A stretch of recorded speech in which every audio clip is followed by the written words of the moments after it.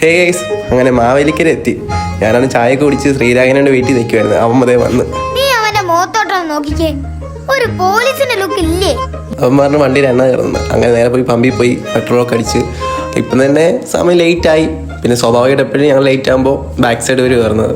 അങ്ങനെ കോളേജിൻ്റെ back side വരെ കയറി വന്നപ്പോൾ പ്രതീക്ഷയും ചെയ്തു ഇവരെ വേറെ വീഡിയോയിൽ ഡീറ്റെയിൽ ആയിട്ട് പരിചയപ്പെടുത്താം ഗൈസ്.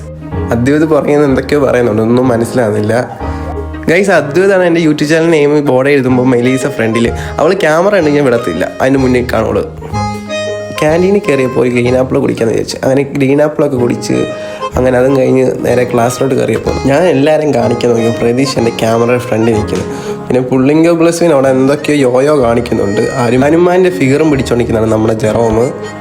ഇവനെ പരിചയപ്പെടുത്തേണ്ട ആവശ്യമില്ലല്ലോ, നമ്മളെ പൂച്ചേനെ അറിയാനെന്ന് സർ. താൻ പൂച്ചനെ പറക്കുതിര 350 ഈസിയായിരുന്നു വണ്ടിക്ക്. അവൻ്റെ പോക്കുണ്ടോ വയസ്സ് ഓനെ.